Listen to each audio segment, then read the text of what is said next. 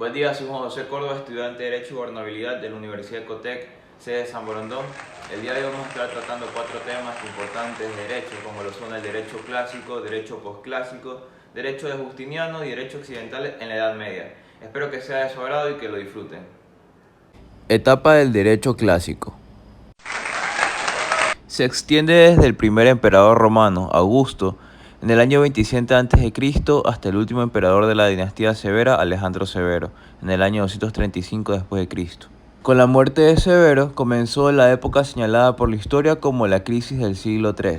En la época clásica, los jurisconsultos romanos llevaron la ciencia del derecho a su apogeo, conciliaron de manera magistral la teoría y la práctica, y dominaron con precisión el lenguaje jurídico y el análisis y la deducción. Los jurisconsultos ganan importancia y favores ante el emperador, llenos de honores y dignidades. La diversidad de opiniones en cuanto al derecho motivaron a la formación de 2 escuelas bien distintas, los proculeyanos y los sabinianos. La escuela preculeyana, fundada por Anticio el Abión, quien tuvo carácter independiente, fue de ideas republicanas, seguidor de la filosofía griega. De él desprendieron un resto de jurisconsultos famosos como Próculo, Celso, Nerva, Pegaso y Neracio. La escuela sabiniana, fundada por Atejo Capitión, se declaró favorable al primer emperador de Roma, y por ella recibió múltiples dignidades. Entre los seguidores de esta escuela tenemos a Pomponio, Gayo y Salvio Juliano. Finalmente aparecen eminentes jurisconsultos como Marcelo, Ulpiano, Marciano y Modestino.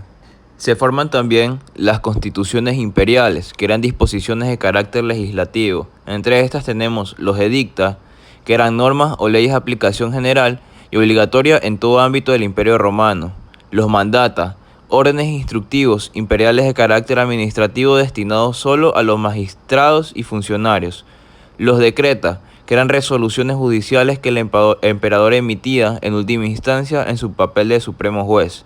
Los recripta, respuestas concisas en materia jurídica que el emperador daba a cierto tipo de consultas. Y las epístoles, cartas de interés general dirigidas a provincias, departamentos o regiones del imperio. Y por último, el emperador Adriano encomendó al jurisconsulto Salvio Juliano que realizara un estudio y colección de todos los edictos dictados por los pretores desde los inicios de la época pretoriana hasta su época. Este gran trabajo del cuerpo procesal se llamó el Edicto Perpetuo y se elevó a ley del imperio sin poderse modificar. Derecho posclásico. Empieza en el 235 después de Cristo con la muerte de Alejandro Severo y termina en el 527 después de Cristo con el ascenso al trono del emperador Justiniano. A la muerte del emperador Alejandro Severo se sigue una época de mucha tiranía, llegando al nombramiento de Diocleciano como emperador, con lo que se inicia el periodo del imperio absoluto. El emperador Diocleciano se enfrenta a una gran desestabilización social y política, por lo que debe asegurar el poder en contra de las constantes guerras civiles, defender el territorio en contra de las invasiones bárbaras y reorganizar el erario público para enfrentar la crisis económica y buscar la paz religiosa, buscando el paganismo y persigue a los cristianos. Tales persecuciones tienen o tuvieron varios grados de intensidad, desde arresto sin garantías, la mengua de derechos públicos, el encarcelamiento, el azotamiento y la tortura, hasta la ejecución llamada martirio, pasando por el pago de un impuesto suplementario, la confiscación de sus bienes o incluso la destrucción de sus propiedades, su arte, y eran obligados a delatar a otros cristianos. Transcurre una de las etapas más complejas, agitadas, confusas y problemáticas de la historia del mundo en general. Dadas todas estas coyunturas y problemáticas sociales en Roma, el imperio se divide en 2 partes, en el imperio de Occidente y en el imperio de Oriente. En el imperio de Occidente es donde precisamente comienza la decadencia y la caída del imperio romano, cuando en el año 476 un caudillo bárbaro destituyó al joven emperador Rómulo Augusto y asumió el gobierno de Italia, ridiculizándolo y dejándolo en pequeñez ante todo su pueblo. De esta forma se daría fin al Imperio Romano de Occidente. Como principal fuente del derecho, solo quedó la emisión de constituciones imperiales en forma de edicta. Sus fuentes se agrupan en 2. Primero, en las recopilaciones de Yura, donde se comienza a utilizar mucho los comentarios de Ulpiano al edicto, y destacan la obra de Hermogeniano, que se llamaba Epítome Iuris o Resumen del Derecho.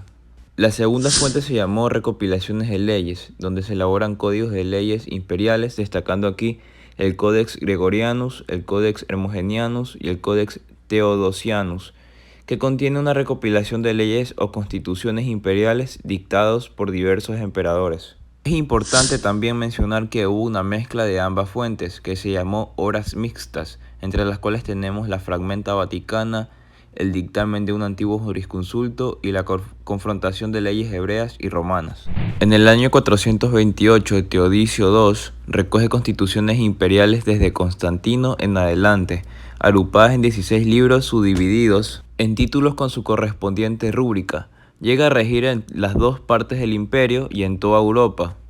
En él encontramos las famosas leyes de citas, en el cual se prohíbe alegar ante los tribunales doctrina que no sea de Papiniano, Paulo, Ulpiano, Gallo y Modestino, conocidos como el Tribunal de los Muertos. Si llegase a haber desacuerdo entre ellos en las normas que dictaban, se daba la razón a la mayoría de opiniones en un sentido determinado. Pero en caso de que haya empate de opinión, pues prevalecía la opinión y se le daba la razón a Papiniano. Luego de un buen tiempo de persecución al cristianismo, en el siglo III y sobre todo a partir del siglo IV, se induce el cristianismo dentro de Roma. A partir de su tolerancia, el cristianismo irrumpe con fuerza. Es perceptible, sobre todo a partir del ascenso al poder de Constantino, quien ordenó la tolerancia al cristianismo, convertida un siglo después en la religión oficial de Roma. La influencia del cristianismo en la humanización del derecho romano es perceptible sobre todo en el ámbito del derecho de familia. Las propiedades de los cristianos que les habían sido confiscadas en la persecución les fueron devueltas. El cristianismo comenzó a vivir en un pie de igualdad con el paganismo. Derecho romano de Justiniano. Justiniano fue un emperador romano de Oriente y máxima figura del Imperio Bizantino, conocido como el Grande o el último emperador romano. Fue quien luchó por reformar el Imperio Romano, arrebatando a los bárbaros los territorios de su gobierno que habían sido ocupados en Occidente. Su personalidad estridente lo llevó a dejarse manipular por sus propios sentimientos, cosa que se observó claramente cuando se enamoró de una actriz llamada Teodora. Era tan grande el amor que sentía por ella que lo hizo promulgar una ley que permitiría el matrimonio de distintas clases sociales. Tan importante o más que sus acciones de conquista fue el impulso que le dio a la codificación del derecho romano. Nombró a 10 jurisperitos para realizar una codificación de las constituciones imperiales. El trabajo concluyó en un poco más de un año y el 7 de abril de 529 después de Cristo publica su obra Codex Justinianus, compuesto por un código de leyes imperiales vigentes. Alentado por el buen éxito de la primera codificación, Justiniano dispone de elaborar una colección de todos los escritos, dictámenes y tratados jurídicos que habían sido elaborados por los más prestigiosos jurisconsultos de la época clásica.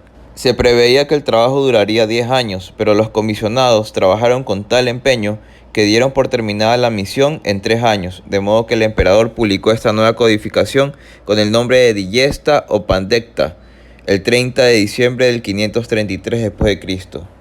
Justiniano consideró también que para restaurar el esplendor del derecho romano era necesario la confección de una obra de carácter didáctico jurídico, por lo cual encargó a Triboniano, Teófilo y Doroteo la elaboración de esta obra a la par de la Digesta o Pandecta. Esta obra tomó como base fundamental la Instituta de Gallo, también las instituciones de Florentino, las reglas de Ulpiano y otros extractos de Ulpiano, Paulo, Marciano, etc.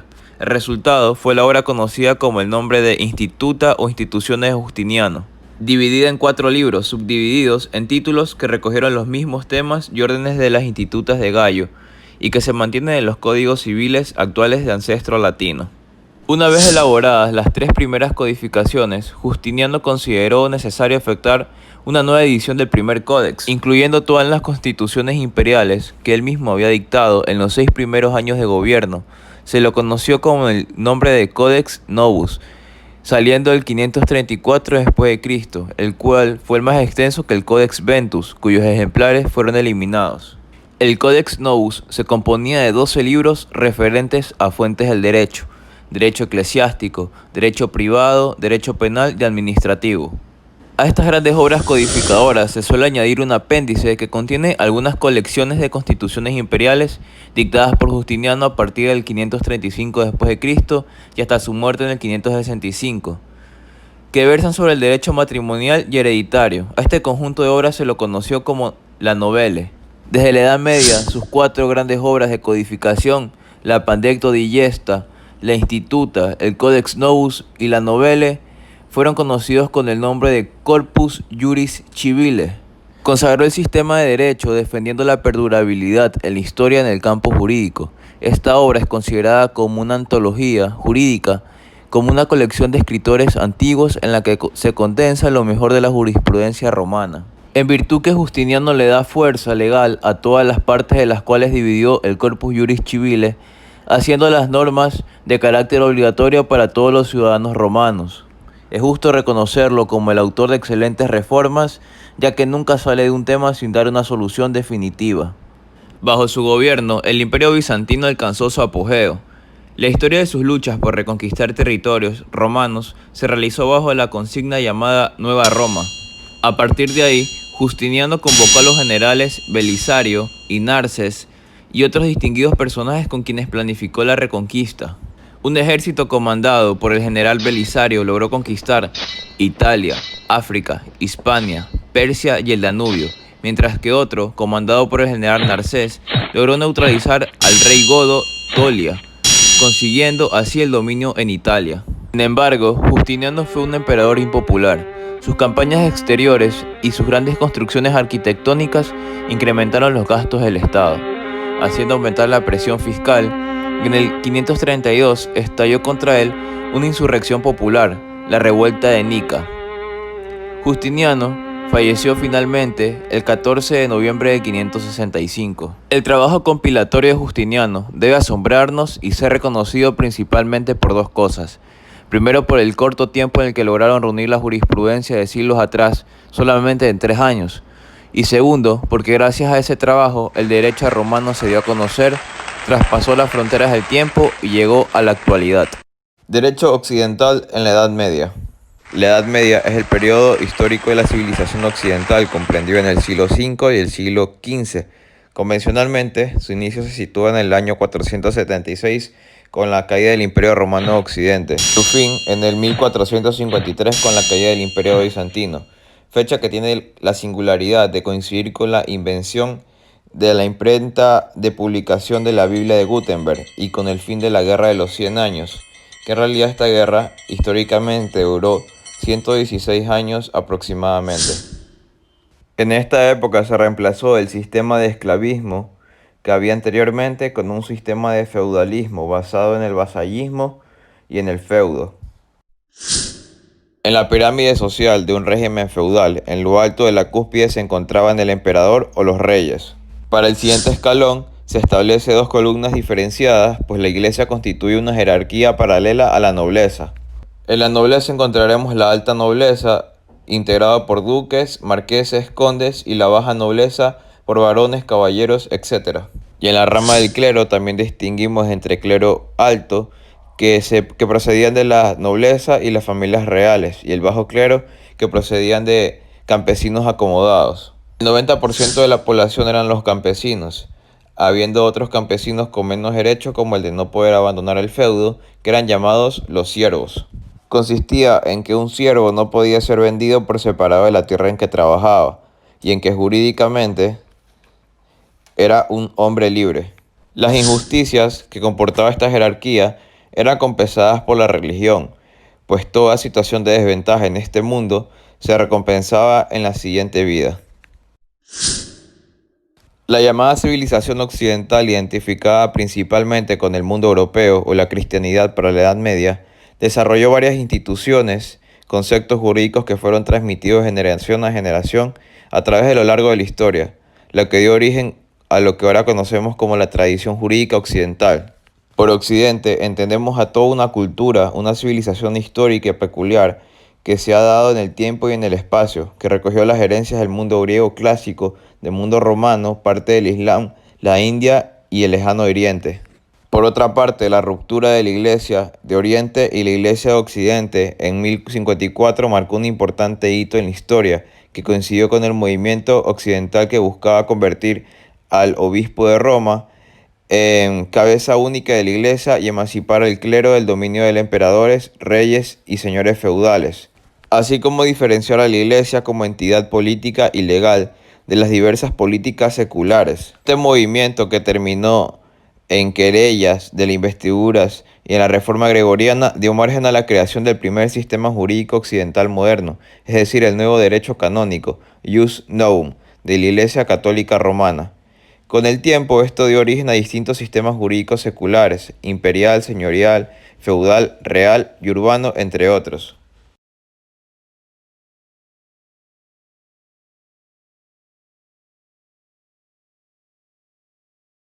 También encontramos que en la tradición jurídica occidental se concibe al derecho como un todo coherente, como un sistema integrado, es decir, como un cuerpo o corpus juris, que se considera implícito en cada tradición jurídica, distinto de la moral y las costumbres.